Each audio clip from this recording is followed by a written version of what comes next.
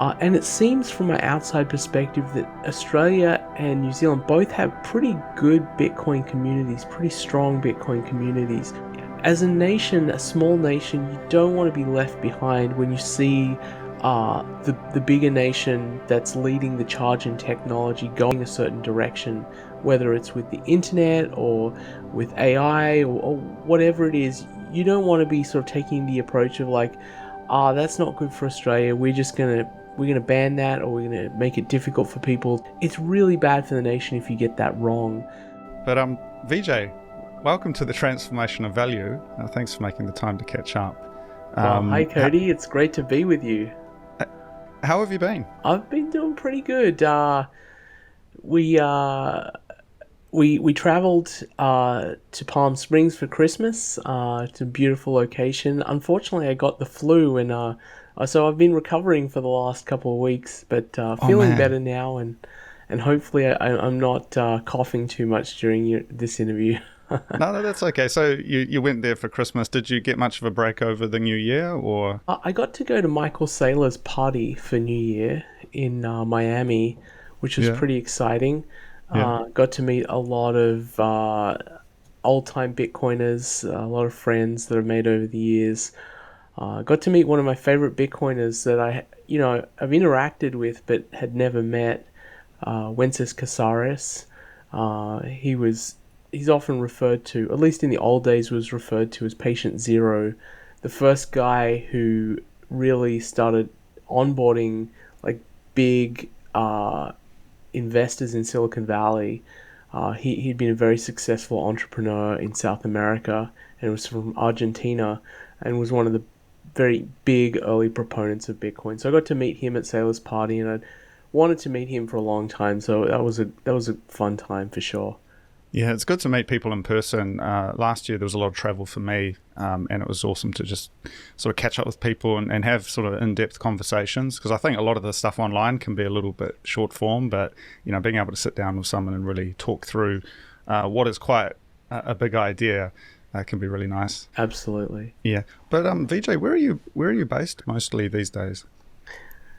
I am based in Seattle, Washington. Yeah. So I'm in the US. I am Antipodean, like you, it sounds like, from born and raised in Australia, but moved to the US, oh goodness, let's see, 24 or 25 years ago. I've actually been, this is the first year that I've been in the US longer than I'd been in Australia, so technically I'm more American than I am Australian, but thankfully I've still kept my accent. Yeah.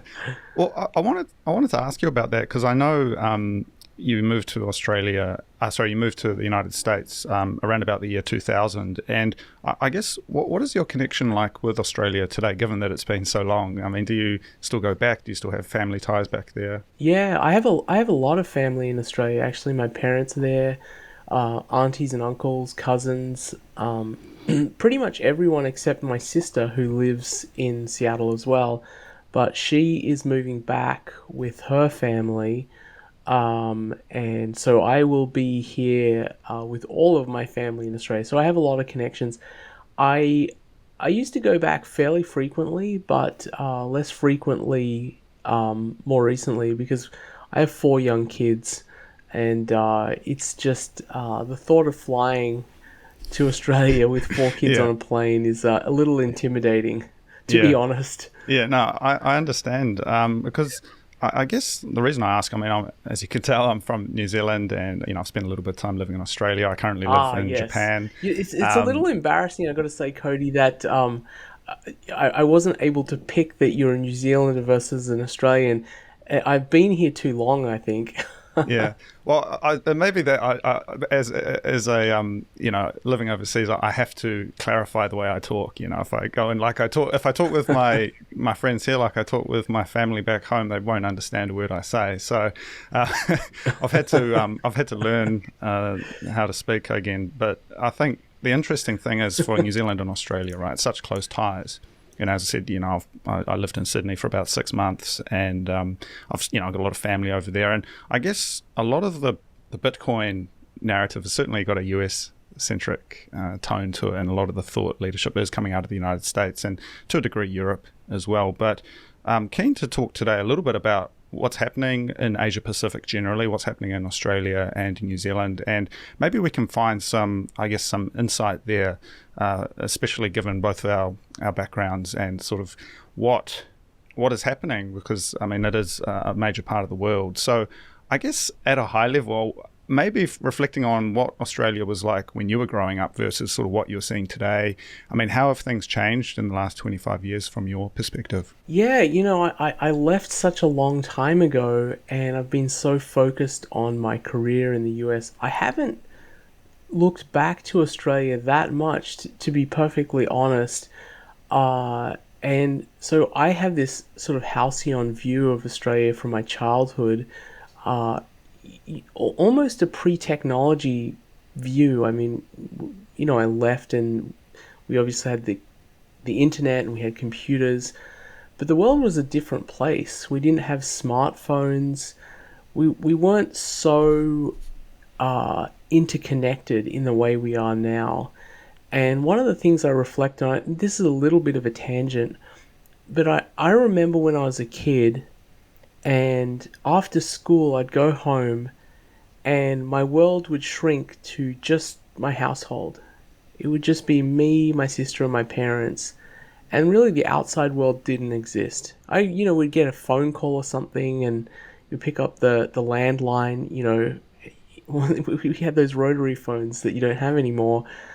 So you'd hear from people occasionally, but today, like, I am connected to so many people constantly. Like, I have a running message thread with, it's got to be 100 people at any one time. I'm in contact with my cousins in Australia, friends on the east coast of the US, friends in Europe, people in Asia.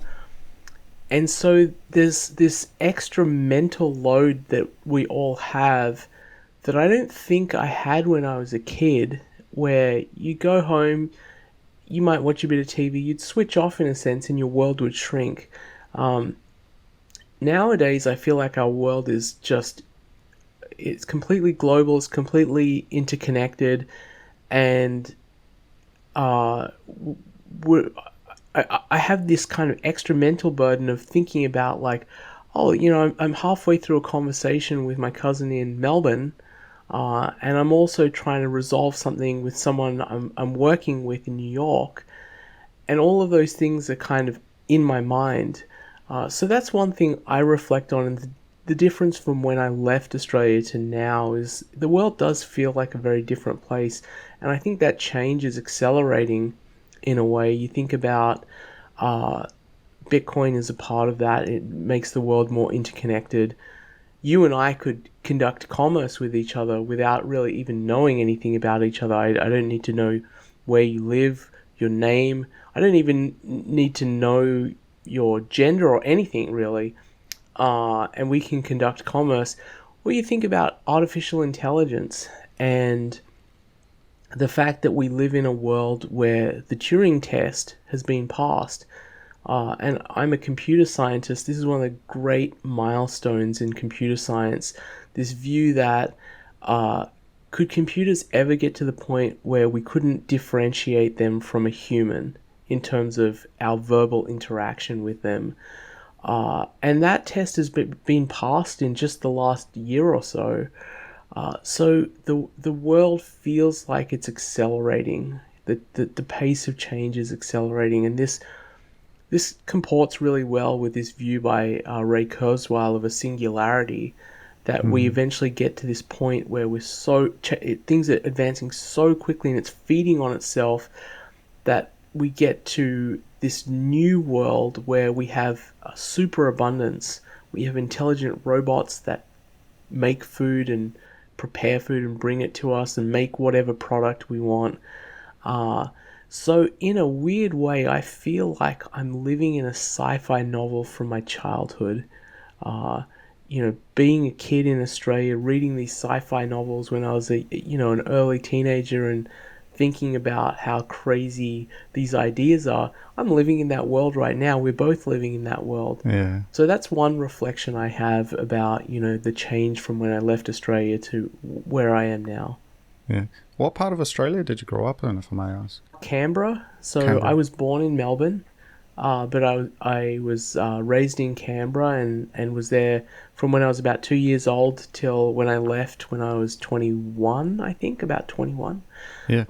So, pretty boring city, but great place to grow up as a kid. Yeah. Safe and great parks and well planned and pretty good schools. You couldn't really ask for more as a kid. Yeah. Well, I know what you mean, that idea of the sci-fi novel. I grew up in a small town on the east coast of New Zealand, and sort of the world was very, very far away. It was across an ocean, and perhaps more so than Australia. Everything was just so far away that to even get to Australia, you had to jump on a plane, and it was, the nearest place. And so I think that certainly was kind of like the Shire, the Lord of the Rings, this kind of Antipodean paradise in a sense. But then when I was got out of high school, I moved to Japan, and I started exploring some of these mega cities. And you spend time in places like Hong Kong, Shanghai, Tokyo, and it's just incredible for me, that kind of Asia Pacific miracle of all of these countries that have just gone and done so much, and every day it's changing. And that was like quite mind-blowing coming from Hastings, New Zealand, that really felt like a place that never changed. And I guess broadly, the way I sort of feel about New Zealand and maybe Australia to a degree is it's still, a lot of that is still there. I mean, a lot of these places haven't changed, and there's a whole world now that's kind of moved on, and I guess we're part of that new world, and it feels like there's maybe a gap between, and these are like developed nations, right? But there's a real gap between the old world and the new world, and I wonder maybe how we reflect on that divide.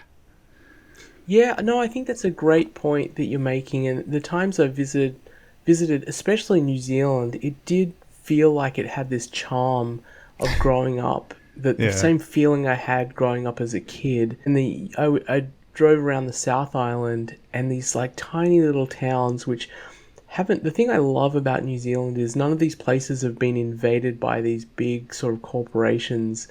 You drive around the US and you go through small towns and you'll find like a McDonald's and a Pizza Hut and that kind of stuff.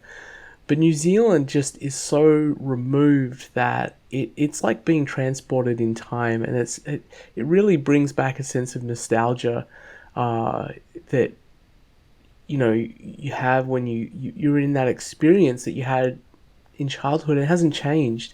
Yeah. But you're right, being in the US, I don't know what your experience is in Australia, but it does really feel like things are accelerating. It might be a little bit like the feeling of being in Rome versus being in the provinces, right?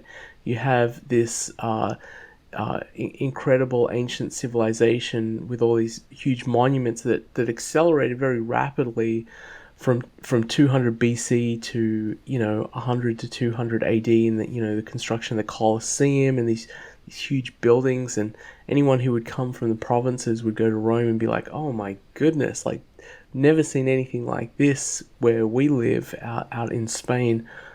And the US does have a bit of that, especially places like San Francisco and where I live in Seattle. Like you go to San Francisco, there are self-driving cars, like cars that drive themselves. This is like real sci-fi, right?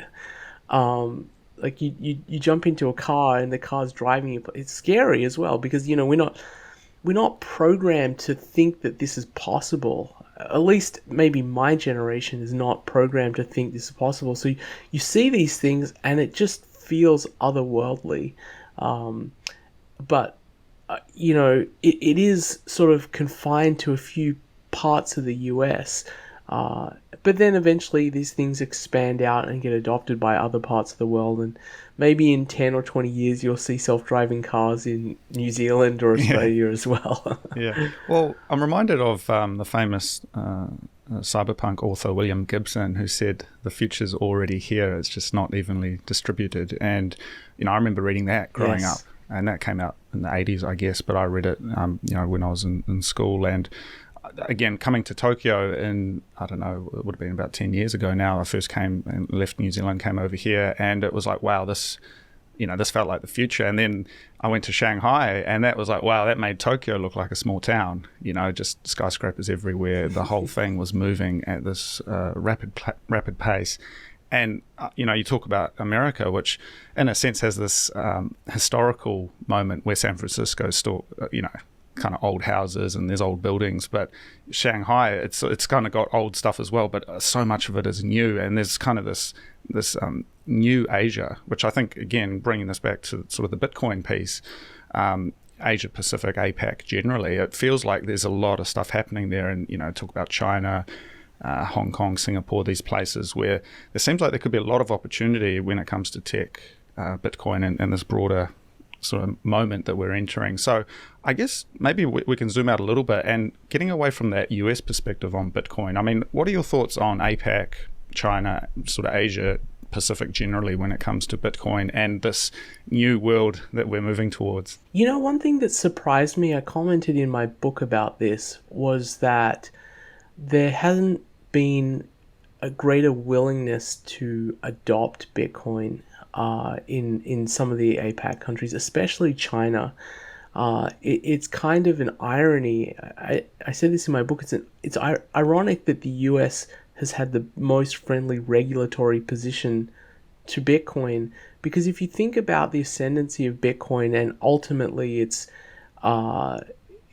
adoption as the world's reserve currency, which I think is the ultimate fate for Bitcoin, who stands to lose the most from that? It's the United States.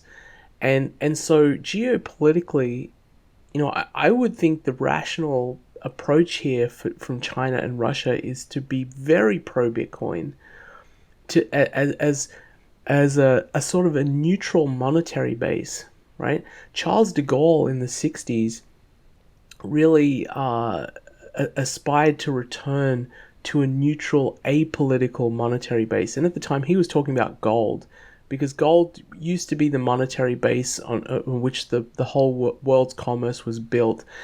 And he really bemoaned the great misfortunes of the world that had happened afterwards, and the exorbitant privilege that the United States had won itself with crafting this Bretton Woods monetary agreement in the 40s, where the new monetary base was the US dollar. So to get back to a neutral monetary base, I think there's really only one good hope for that, and that's Bitcoin. Bitcoin is so far superior to gold that there's no hope that gold is going to be remonetized and going to become a global monetary base, because we live in a digital world, right? You need to transfer value quickly, and you need to settle quickly. Even nation states need to send and settle quickly. And Bitcoin provides all of the benefits of gold, but it provides this magical ability that you can teleport it. It's like gold with teleportation built in. Yeah. So I've always found it kind of strange and a little ironic that it's the US that's been the friendliest from a regulatory position, whereas China has had these like periodic crackdowns on Bitcoin, banning of mining, banning of ownership, trying to run the exchanges out.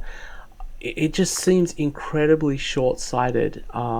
If I'm thinking with my geopolitical game theory hat on, I'm in the Chinese party, I would be thinking, what can we do to help monetize Bitcoin? Because Bitcoin's not necessarily something we control as a Chinese government, but it's neutral. It's a neutral money, just like gold is, and it massively undermines the US hegemony over the global monetary base. And in this geopolitical game that you're playing with the United States, obviously China and the US have this huge, incredibly important rivalry. You want to play every card you can to undermine your opponent. So I still haven't figured this out. I think it is this tendency amongst the Communist Party in China to not want anything in the country that they don't control. and this is, a historical thing as well, right? The experience that they went through with the opium coming into China from the British, and the huge damage, economic and moral damage that was done. And the British did it very purposefully as well, right? They knew what effect it would have to have opium come into China. So I think they've got this mindset which is counterproductive, which is we don't want anything that we don't control in the country to the extent that it's detrimental to them. So I'm surprised about that. I have less opinion, on the other APAC countries. I don't have a good sense for Japan or China. I'm also a little surprised by India, to be honest. India's sort of harsh treatment towards Bitcoin. These countries have a different, the state in these countries have a very different mindset to the US mindset. And it seems to me the mindset that the Indian state has is we don't really trust our population. We don't trust them to have the power of technology.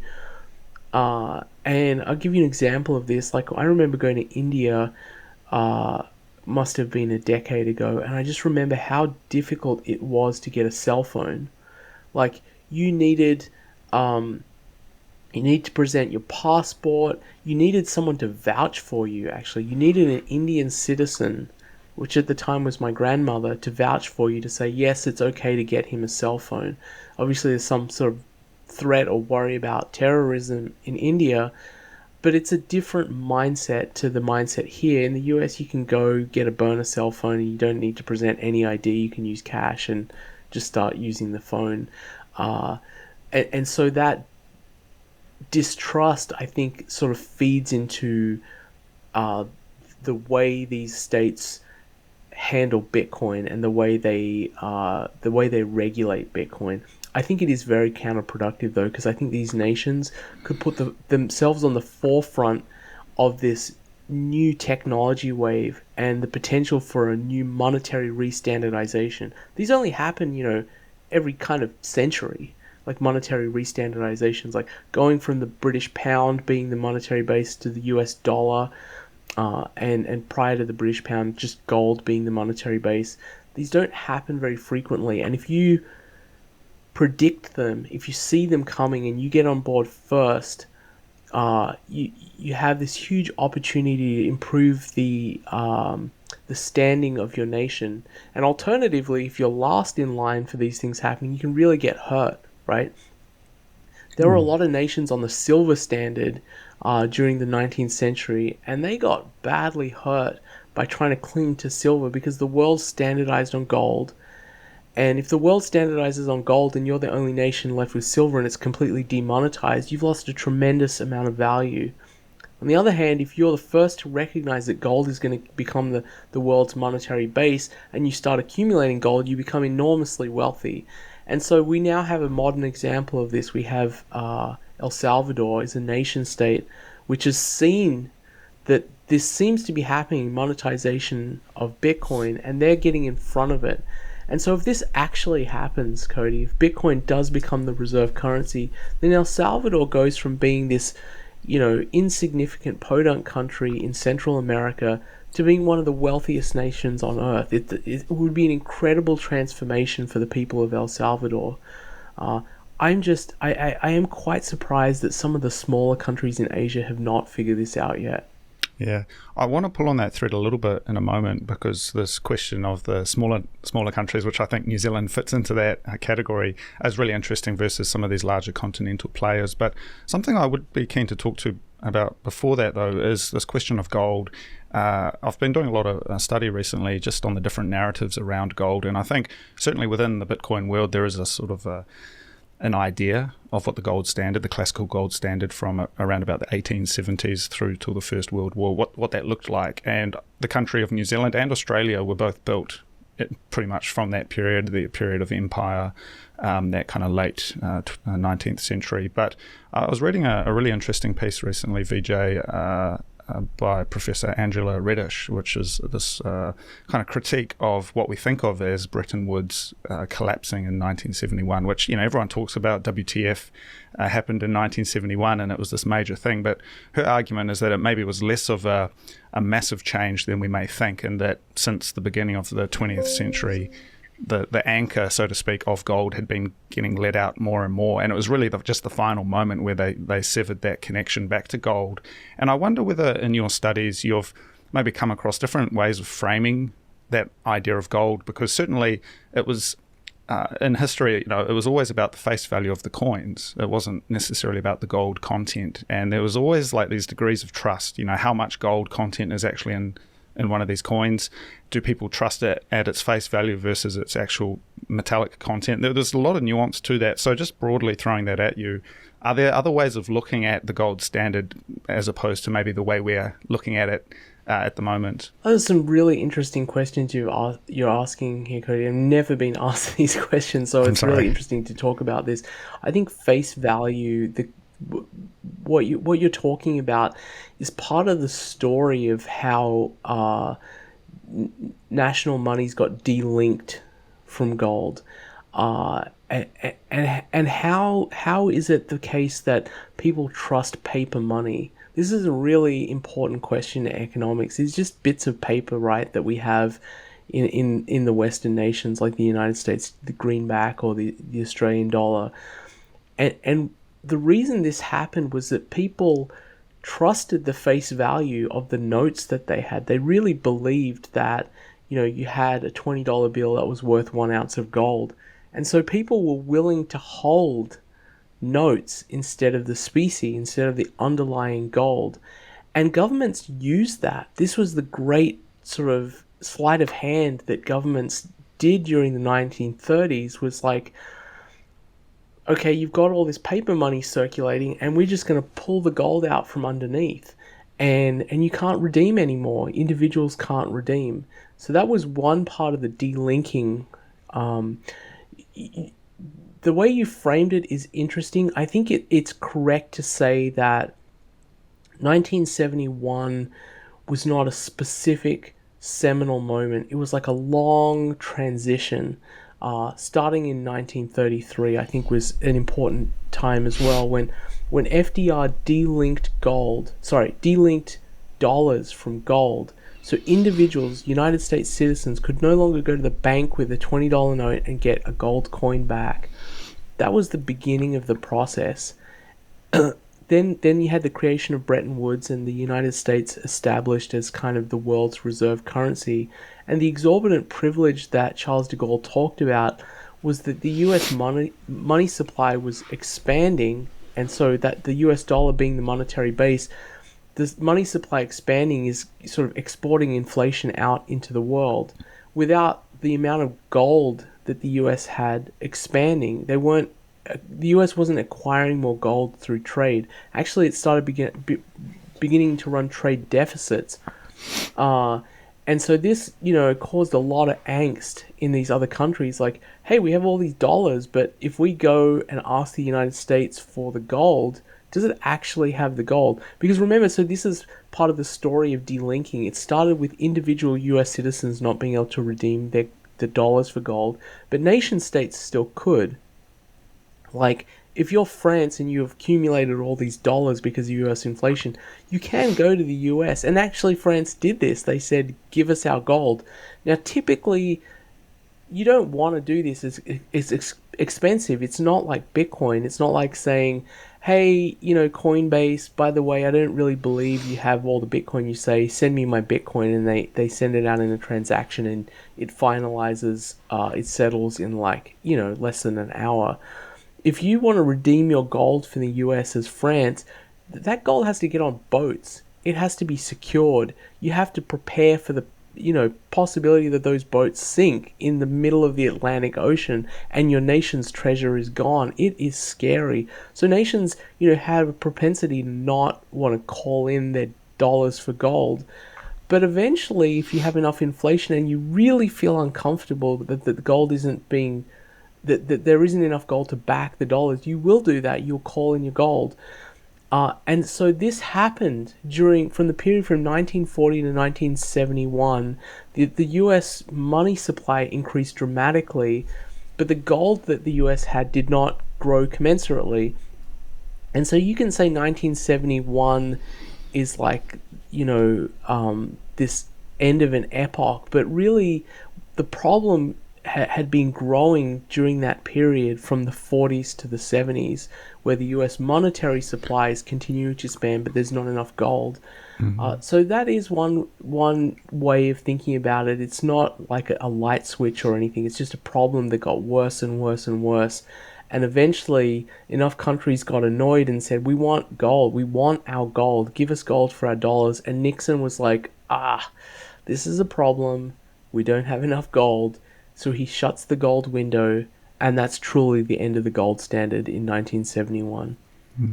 Yeah, that's interesting. I guess what I was thinking about with this is, this is still sort of a 20th century phenomena, and we look at the history of the different, the chartering of the Bank of England and these kind of different moments. And I'm a big fan of Nick Bhatia's book, Layered Money, which gives a really interesting sort of idea of how these all fit together historically from, the Middle Ages onwards. And it just strikes me that gold as a commodity money sort of feels like it's got this hardness to it, but throughout that period there was always these chains of custodians and paper issuing institutions, and there was never really a period where it was based on the atomic weight of the gold itself and tied to that. It was always that face value that was that's where the seigniorage came from, is you could stamp it as having a certain value less than the market value of the gold itself, which, because of that legal tender status of having the sovereign face on the coin, that's what gave it the monetary properties over a commodity. And I guess what I'm getting at is I think there's nuance to that conversation that is maybe a little bit less dogmatic. It's not simply that the gold era was better. The gold era was filled with all of these custodians and paper issuing institutions all the way through to 1971. And it was, again, this kind of concept of this chain to reality being lengthened more and more over time. And then what does that mean with a Bitcoin standard?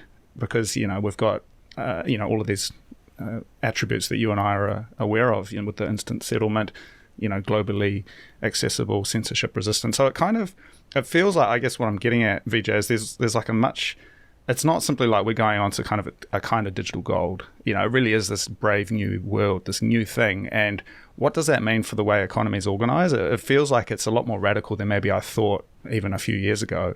It's not simply like we're going back to better money. It's like an entirely new form of money, if you sort of follow where I'm going with that. Yeah, no, you're right. It certainly improves on attributes that gold had. And the point you're making is an interesting one, because this idea that inflation only came about in this period of paper money when you had seigniorage is not true. You had inflation prior to that because of exactly what you're saying with the face value of the coins. You had Roman emperors do this same trick, right? Where you shave off, some of the gold, but you still have your face on the coin, and they trade it at the face value. Mm-hmm. But eventually, the issue there is you have Gresham's law, and people start figuring this out, and the good coins kind of disappear from circulation, and it's only just the crappy ones that are circulating around.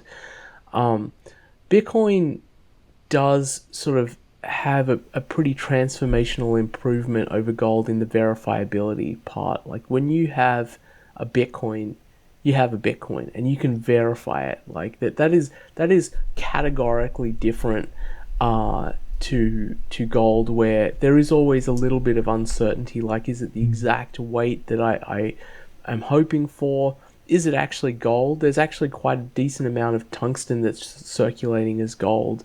And to verify that, you need a spectrometer, and you need to really kind of look into the coin. And, for daily commerce, that's pretty problematic, right? Not every merchant wants to have a spectrometer and look into a gold coin. So Bitcoin does have these massive advantages over gold, which are kind of like a step function, and verifiability is one of them for sure, or assayability is another way of saying it. And also portability. The fact that you can transport enormous sums of value effectively instantaneously is another big step value improvement over gold. So you, in one sense, you're right. The world could be quite different to a gold standard, but then I also feel like the essential attributes are are part of gold, like the fact that it is hard money, and there is, really big distinction between gold, even with its imperfections in the ability to transport it, and its assay ability is not perfect. It is quite distinct to paper money. Like the rate at which you can inflate a money supply is really uh, orders of magnitude worse under a paper money standard than under a gold standard. I mean, you can shave coins and stuff, but there's really a limit to how much you can get away with that. When you're on a paper money, sort of a credit money standard like we are with the dollar, you can just inflate the heck out of it. Like the Federal Reserve can press a key on a keyboard and create 4, 5, 10 trillion dollars in a day. So it is really a difference in kind, I think, and between gold and the fiat money standard. This is why I say we're living in this. I call it the fiat money interregnum. It's this period that's an anomaly in history that's sitting between what I think will be what are the norms of history: hard money on the gold standard and then hard money on the Bitcoin standard. So I actually have a little disagreement with you. I actually think there are a lot of similarities. I do believe that Bitcoin is really superior to gold along a number of different attributes, but I also think they have much more in common than they do with fiat money. Yeah, no, that's fascinating. And I think one thing that stands out to me is we talked about the weight of the gold, the atomic component, how much gold is actually in a coin, and then the face value. But what's interesting with Bitcoin is that, one Bitcoin is one Bitcoin. And so the unit and the thing itself compressed down into a single thing. And that's a lot more pure in a sense. There's no argument or disagreement, though it could become very interesting if you start having fiat monies or nation state currencies, I should say, backed in some way or whatever with Bitcoin, where you've got, say, a US dollar pegged to however many Satoshis. That could be an interesting situation. But I guess as it currently is, Bitcoin... Yeah, I just want to emphasize this point with a practical example. Like, just imagine you and I don't know each other and we make some deal to trade some Bitcoin for some gold. There's a website here called Craigslist that people use to find buyers of, various things in their house. I don't know if you guys have got it, but imagine we found each other on Craigslist and you have some gold and I have some Bitcoin and we want to do a trade. We meet at a coffee shop and we do the trade. You send some Bitcoin to my address and I give you some gold. Who's going to feel more comfortable walking out of that coffee shop? You or me? You with the gold coin that you've gotten from me, or me with the Bitcoin that I've gotten from you? Now, you think about that, I'm going to feel much more comfortable, right? I've seen on the blockchain, I have my node, I know exactly, verifiably, that I've gotten the Bitcoins I expected. You might feel pretty good. You might have like one of those devices for checking whether it's real gold, and you might have a few techniques, but really, you're not going to feel the same confidence that I do. And I think that really illustrates the difference in that attribute of being able to verify that you have what you think you have. Yeah, that's absolutely. And I think that the way that compresses down, it's sort of over, if we go back to those sort of gold coins, you don't really know if they're real or how much they've been shaved or debased. But again, one Bitcoin is one Bitcoin. That's all you need to know, and you can verify that for yourself. Vijay, I just got one more question just on that gold piece, and then I'm keen to jump into the smaller countries question. But certainly in my study of this, looking at the history of gold and the history of money, I guess broadly, you see these innovations of different kinds of institutions and different kinds of paper, I guess, along the way. Things like bills of exchange, different kinds of certificates that emerged in the Renaissance for these trade fairs that they would have, where you didn't have to carry the gold on the highway, you could just bring these certificates. And there was a whole lot of innovations over the years. And one thing that was interesting, though, if you go before all of that, when it was really just specie moving around, you actually encountered periods where there wasn't enough gold. and there's the famous one of the Great Bullion Famine of the 1460s. And then on the converse, you had, with the discovery of this, South America and all of this gold coming in to Europe, you had, I guess, an inflation of the base money.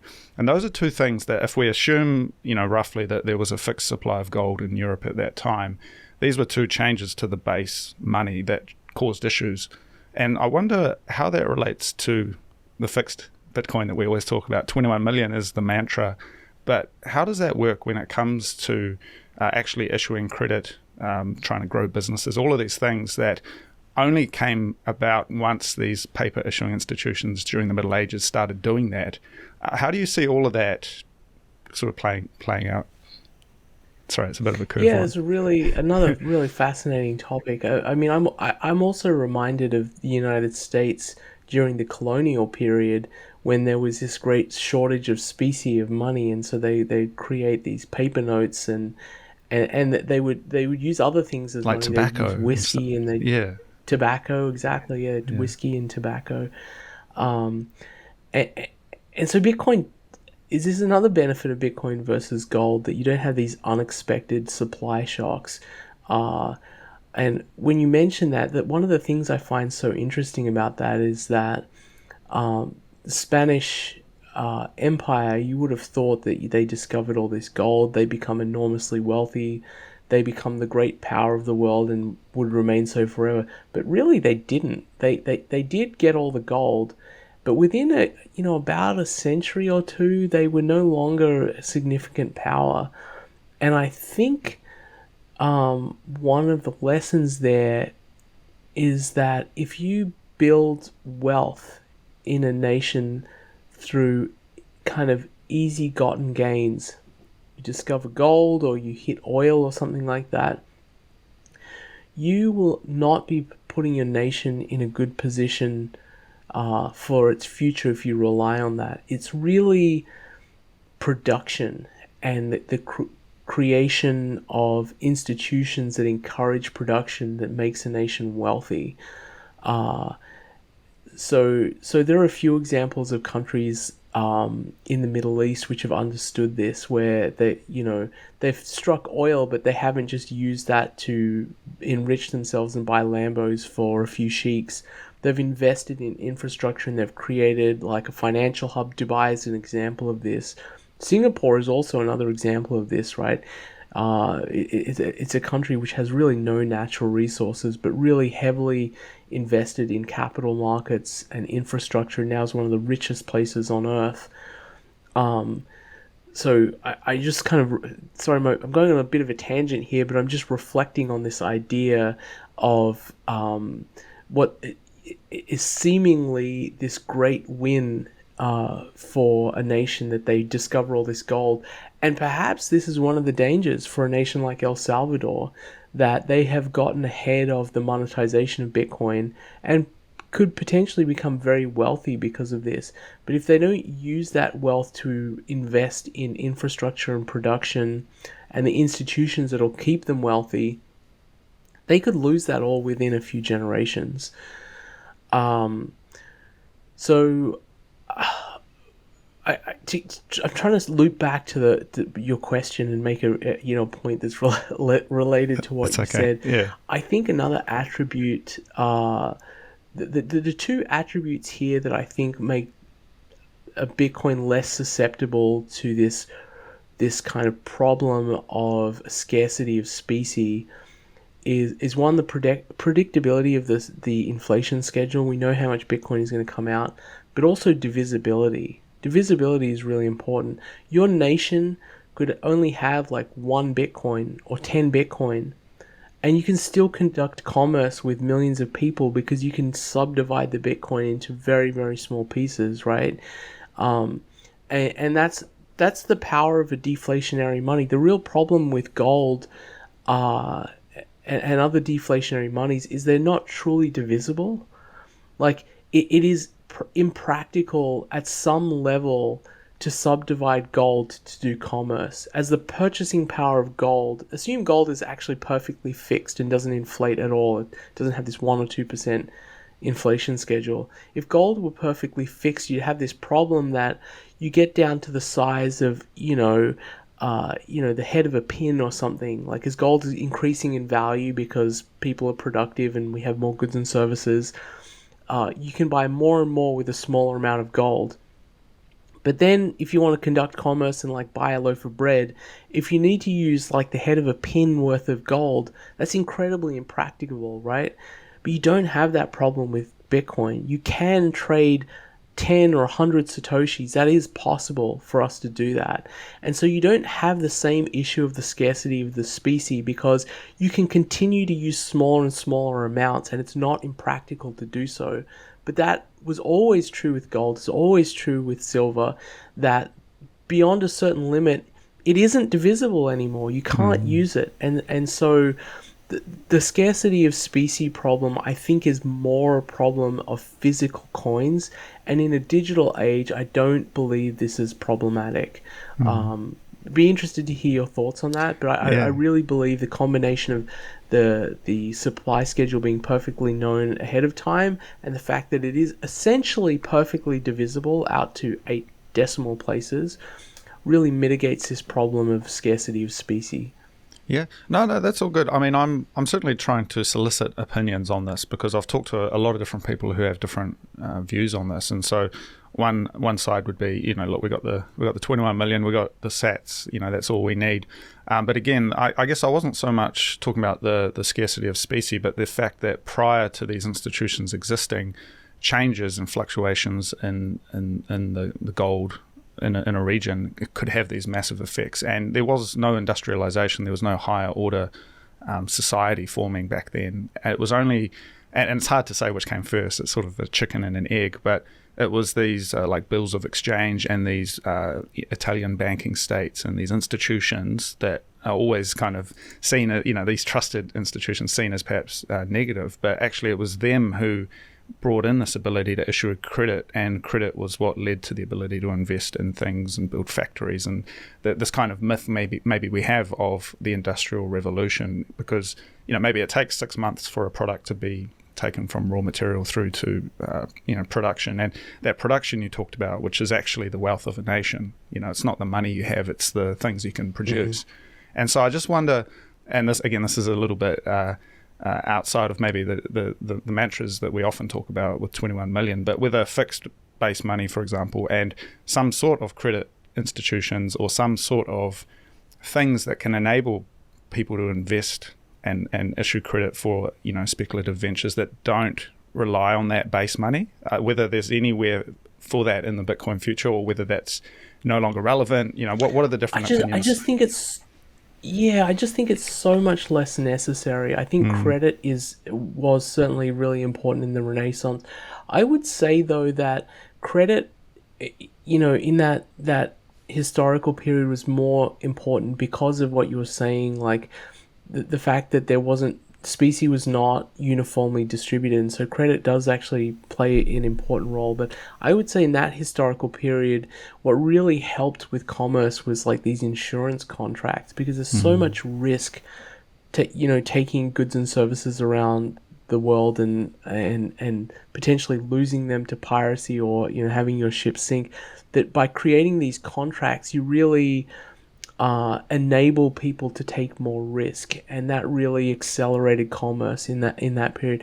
I just don't feel like we have the same pressing need for credit under a Bitcoin standard that we would under a gold standard in that period. But I'm open to be proven wrong.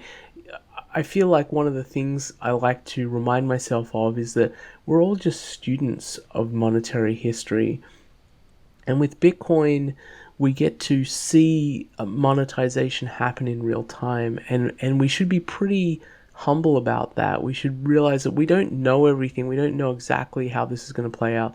Like, prior to Bitcoin, would anyone have predicted that monetization happens in a series of Gartner hype cycles, that are fractal patterns, the 2013 cycle, the 2017, 2021, and that you can map these fractal patterns onto each other pretty well? Like, would anyone have predicted that before? But no way. And so I think some humility is really important, and I try to remind myself of that. Like maybe I'm wrong. Maybe credit is important in a Bitcoin world more than I imagine it would be. But my gut feeling is those incentives that made credit important during the Renaissance were not as powerful today as they were back then. Yeah, no, absolutely. And I think it's, what did they say? Strong opinions held lightly. Though I prefer the way you put it, just being a student of monetary history. And certainly that's why I'm studying these different ways of looking at it, because I think if we get stuck in one idea and it becomes, a bit of an echo chamber, that can maybe lead to a certainty, but really it is an emergent thing. And maybe we can learn from the past, and maybe there's things we can only learn by observing what happens. But Vijay, I wanted to come back then to, I guess, the crux of this conversation around, Asia Pacific and smaller countries in particular. And so, we often talk about El Salvador as a sort of the Bitcoin country, and it's very similar population to New Zealand actually. And it's kind of interesting that it was a smaller country that was able to jump on and move forward with this. And I wonder what, looking a bit closer to home, what we can maybe expect or what we can maybe think about in terms of, say, New Zealand, Australia, the Pacific Islands. What does Bitcoin look like? Because certainly a lot of these places are looking towards the US. Maybe there's a bit of apprehension from the reserve banks of these various countries about what Bitcoin could mean. There's a lot of different political things in the mix. What can smaller countries learn about Bitcoin, and how can they embrace it? I sort of, what I understand about Australia, I hear from my friends and family in Australia. I don't have a good boots on the ground perspective. I will say though that the moment I became really bullish on Bitcoin, I had always been very interested since I first came across it in 2011. But the moment I became really bullish was when I heard one of my cousins ask me about Bitcoin in early 2017, and he's a doctor. And I was surprised, like, how did he know about Bitcoin? And he said he had bought a bunch, and I was like, oh my, it really told me that there's a whole world of people out there who are outside my world. Like, it always made sense to me that someone in computer science or economics might be interested in this. But when I started hearing about people who are just completely outside that world who are interested in Bitcoin, that became very interesting to me. And it seems from my outside perspective that Australia and New Zealand both have pretty good Bitcoin communities, pretty strong Bitcoin communities. I do despair a little bit when I hear stories about how it seems the banks in Australia are very antagonistic towards people, using their money to buy and sell Bitcoin, or especially people who seem to be day trading. And I wonder to some extent whether this is just following the lead of the US. Often I think the Australian financial institutions just kind of look for guidance from the US about like what behaviors are verboten and what behaviors are acceptable. I do feel like Australia kind of follows the lead of the US in terms of the financial institution. So I am hopeful. I think the current administration in the US has a very, very different perspective to the prior institution, and I'm hopeful that Australia follows the lead there, because as a nation, a small nation, you don't want to be left behind when you see the bigger nation that's leading the charge in technology going a certain direction, whether it's with the internet or with AI or whatever it is. You don't want to be sort of taking the approach of like, that's not good for Australia. We're gonna ban that, or we're gonna make it difficult for people to adopt that technology. It's really bad for the nation if you get that wrong. So my gut feeling here is that that Australia is going to follow the US lead, and that is going to be a dramatic shift over the next 4 years in the way the nation state views Bitcoin, especially in the Western democracies. It's going to be really an about face from very hostile stance. And you can look at, there's been a lot of writing by Nick Carter on this, on Operation Choke Point 2, where they're very explicitly trying to harm the industry by cutting off the on-ramps to the industry, the financial on-ramps to the industry. And I think that really was happening in Australia too. Like, I was getting reports from friends and family in Australia, like, oh man, this, like, my bank sent me this letter about, like, they're going to shut my account down because I bought some Bitcoin. And it's like, whoa, that's kind of scary. And I've heard reports like that from the UK as well. Um, I'm hopeful. I gotta say, Cody, I'm hopeful for the next few years. We have a US administration coming in where the president is surrounded by people who not just sort of favorable to Bitcoin in this theoretical amorphous way. They are Bitcoiners. They own Bitcoin. They want Bitcoin to do well. I mean, his son is a Bitcoiner. The Secretary of Commerce said, hey, I have hundreds of millions of dollars worth of Bitcoin, and those will be worth billions of dollars at some point. Like, they have a direct financial incentive. So this is really, it's very different even from Trump's first term. Like, let alone Biden, who was horrendous. But even Trump's first term, his Secretary of Treasury was very anti-Bitcoin, Steve Mnuchin.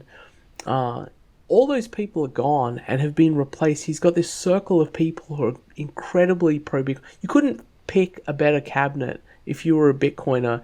If you wanted the political winds to be blowing in your sails, you couldn't pick a better cabinet. So I think this is going to have an effect on Australia and the Asia Pacific region in general. And I hope over the next 4 years, I don't continue to get these reports from friends and family in Australia that, oh man, I got another letter from Commonwealth Bank saying they're thinking about shutting down my account because I bought like 3 Bitcoin. I'm hopeful that doesn't happen. Yeah, oh, that's an interesting perspective, because I mean that certainly feels like a lot is riding on that Trump administration, which sort of maybe has some connotations and challenges there.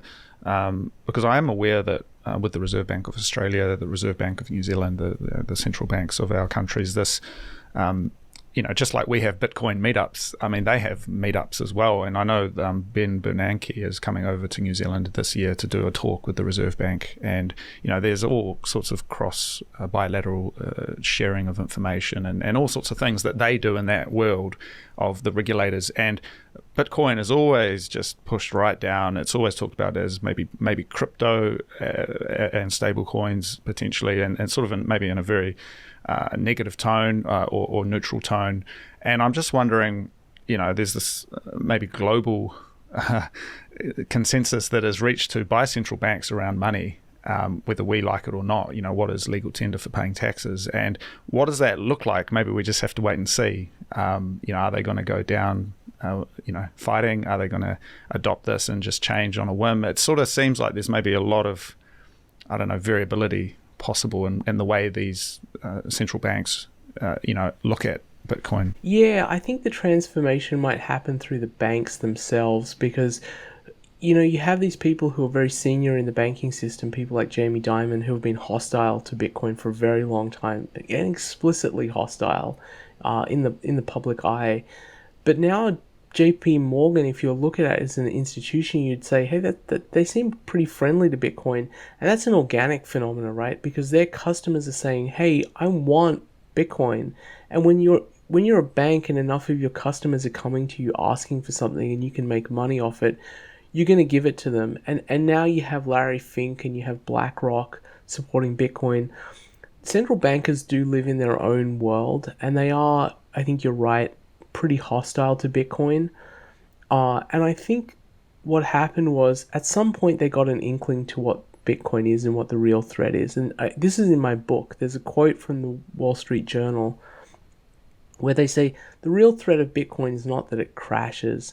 The real threat is that it goes up and it continues to go up, and that undermines monetary policy.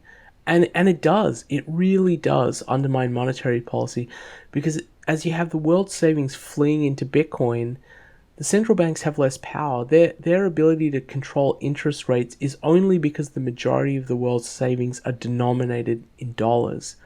If the majority of the world's savings are denominated in Bitcoin, it becomes much harder to control interest rates. And that's a really scary thing for a central bank, because that's their number one sovereign power is to be able to control the money supply.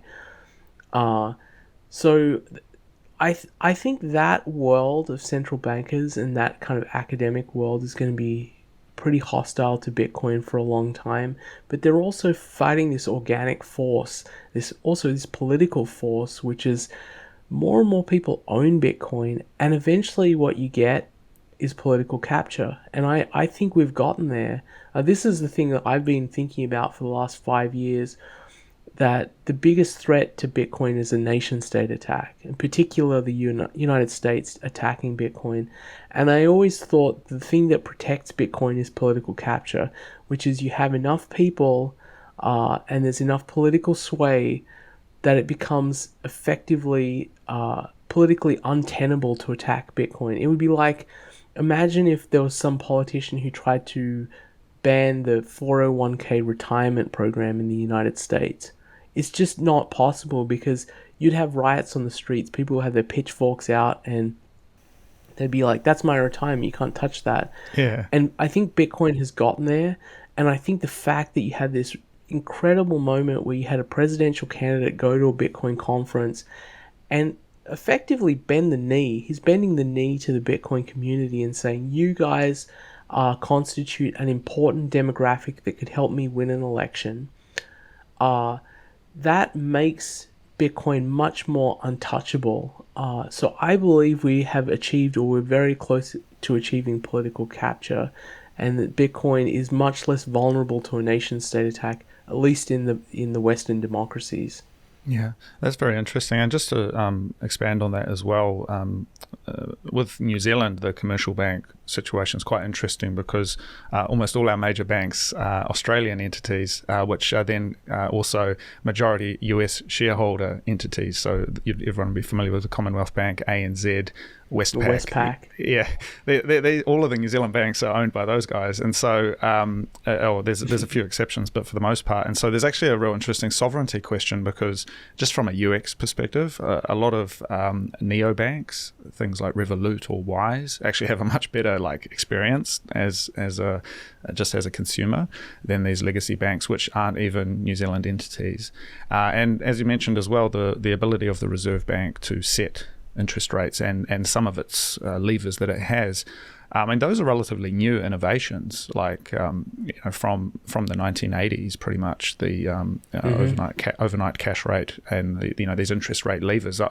They've evolved and changed over time, and their mandates have also changed, but they haven't been around that long. The format of the Reserve Bank or central banking has been around for a few, maybe 100 years or so, but what it's been able to do is sort of slowly changed. And as you say, if you've got most of the wealth sitting in Bitcoin, that's not something that their levers can even touch. And so it's an interesting dynamic, and I don't know either how it plays out, but certainly it feels like there's almost a decentralization of control mechanisms, because you can kind of just opt out of that system. You don't have to, you could use an overseas neobank that's not even, registered as a bank in your own country. And you can use Bitcoin, you can use stable coins. There's other things in there that I guess removes that dominance or that monopoly on money, which is very interesting. I think it's a powerful dynamic. Yeah, well, you made some interesting points there that, again, I haven't come across too often in my interviews. One of them being the mechanism that central banks use to sort of manipulate the money supply and control an economy has changed over time. So they used to manipulate reserves directly in the 70s, and then it became more about interest rate controls. And then we invented that, by the way. I don't know if you know, in New Zealand. Yeah, no, the bank in the central bank in New Zealand is actually quite famous, because this idea that they should be targeting an inflation rate comes from New Zealand, and the specific number 2%. That's a New Zealand invention. It's used all over the world. That's right. It's a completely arbitrary number, right? Should it be 2%? Should it be 3, 4, 5? why? How did they come up with two? I don't know why two is this magical number, but that's a New Zealand invention. Yeah, well, it was Roger Douglas, the finance minister. I think he said it was asked on a TV interview what would be an acceptable level of inflation, and he just came up with 2% on the spot, and then they were bound to that. So this was in the 1980s, but and I recently actually interviewed the former governor of the Reserve Bank who implemented that policy, Don Brash, and that was interesting. It does make you, yeah, it does make you wonder, like, why not 1%? Why not 0.5%? Like, because we're always fed this myth that if you don't have inflation, you can't have a growing economy, and really that's, I think, complete nonsense. Like, you can look back to a period of the classical gold standard. We had enormous increases in the average wealth of the average citizen, measured through things like life expectancy and the availability of certain goods and services. When you had very little inflation and perhaps deflation during periods of the 19th century.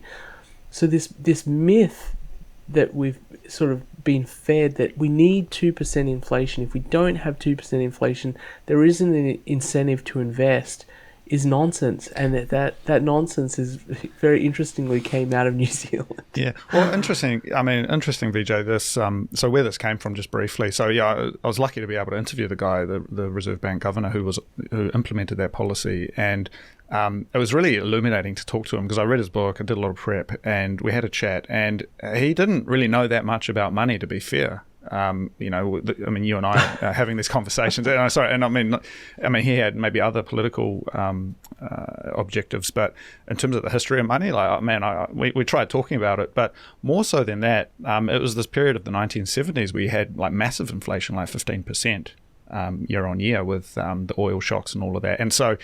Again, the nuance is the context of late 1980s was, well, man, 2%, that's great because it's not 15%. And so I think there is, I guess, I try to not be dogmatic with these things and think, well, actually, there was an innovation there. The New Zealand economy definitely became a lot better in the 1980s than it was in the 1970s. And I would say Australia would have been the same. So there's kind of this like retrospective lens where we can be like, oh, 2%, that's ridiculous. But it was also a much better improvement over what they had before, but it was still fiat at the end of the day.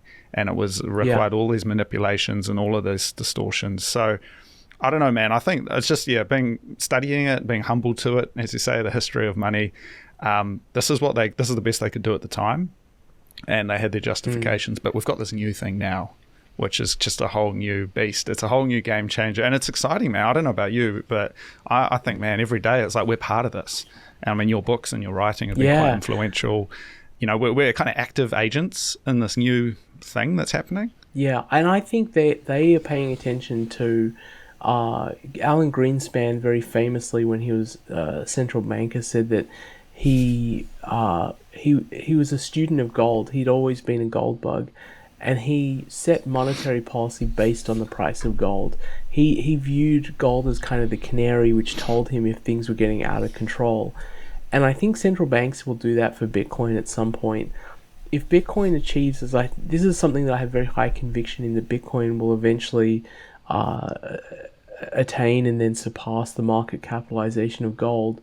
That is when I think central banks will begin paying attention to Bitcoin as this kind of macro bellwether for, like, is monetary policy getting out of control?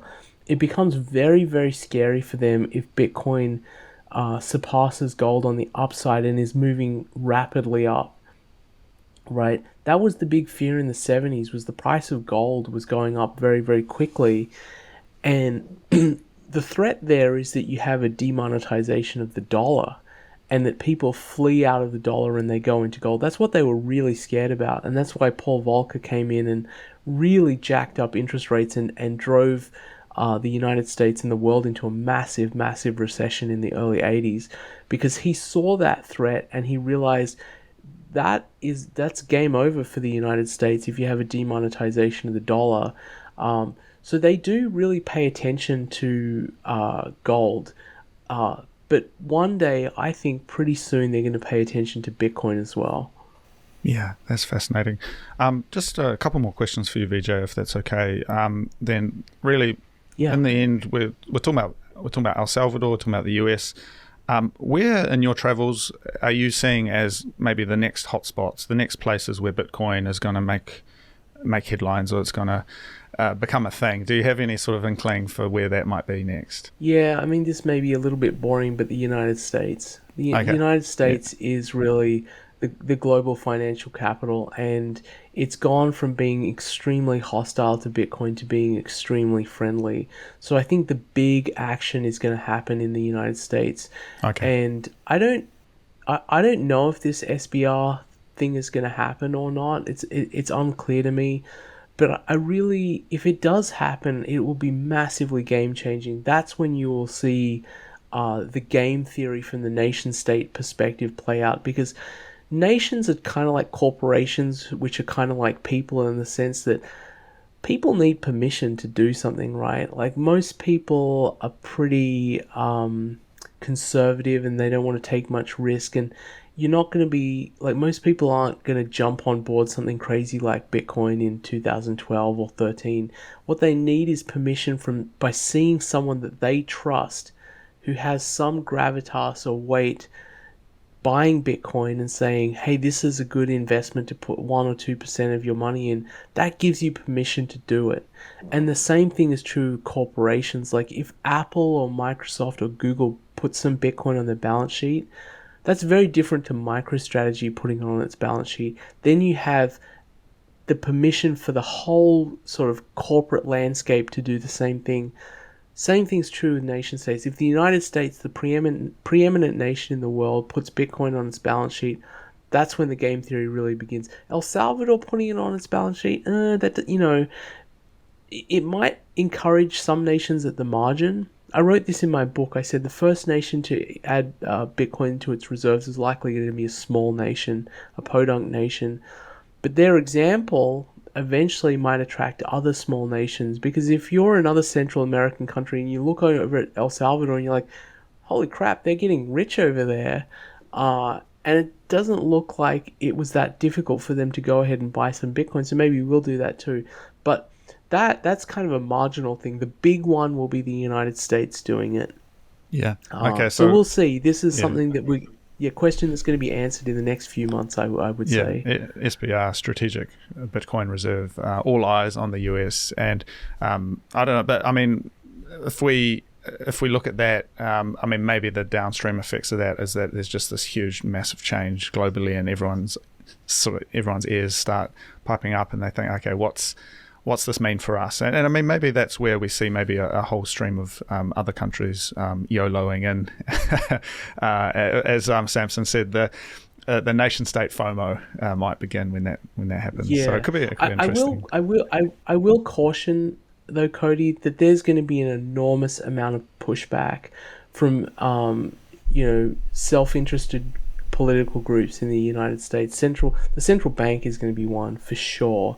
And there'll be many people in the Treasury Department who'll push back on this, because I think there are some people in government who are smart enough to realize that the nation which has the most to lose with the monetization of Bitcoin, or it's ultimately becoming reserve currency, is the United States. Loss of that reserve status would be really bad for the US. Although, to be fair, like doing an SBR actually shores up the US's position as a reserve currency.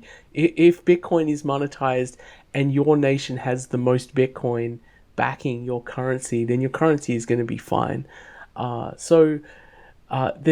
going to be a push and pull here with this. I still think it's a long shot that the United States adds Bitcoin to its reserves. And I will say one more thing. The current administration, which only has a few more days left before it's kicked out, they are doing absolutely everything they can to do as much damage to this industry before they leave. Like they have, I think it's something like 100,000 Bitcoins on the book at the Department of Justice. They just got themselves permission to sell 69 or 70,000 Bitcoins, so approximately $6 or $7 billion worth of Bitcoin they want to dump on the market. And this is after, Trump is talking about like a strategic Bitcoin reserve. So they clearly know that he came into office with this kind of mandate to do this, and they're doing the opposite. It's like a last kind of stab in the back, because they know. I think what they know is that it'll be hard for Trump to get a strategic Bitcoin reserve. It's not a slam dunk that he gets this, because there are so many entrenched interests which will fight against it. So the best way to sort of, hurt Bitcoin is just to dump as much as possible before they leave, and then and sort of say, hey Trump, you're not actually going to get a strategic Bitcoin reserve. So it is a little sad to see this happen, but there are still a lot of people who want Bitcoin to fail. Yeah, that's interesting. And I guess, Vijay, then my final question for you, in terms of 2025, what you're working on, maybe what your keyword is generally for this year. I mean, is there anything you can share or that you're excited for this year? So I've decided that I want to do a second edition of my book. My book was based on an article that I wrote. I actually started writing in early 2017 and published in early 2018, and then I turned it into a book which came out in 2021. And I wrote the book in 2021 because enough had changed since I wrote the article that it was worth, writing the book. And I feel like enough has changed since I wrote the book in 2021 that there's enough new material for a second edition. So I want to work on a second edition of my book, and I'm grateful to see that you've got a copy of it behind you. And I can't quite tell if it's like the Japanese edition or it's Yeah. Japanese edition. Excellent. Yeah, I know we have a mutual friend, Taruku, who may have gotten that for you.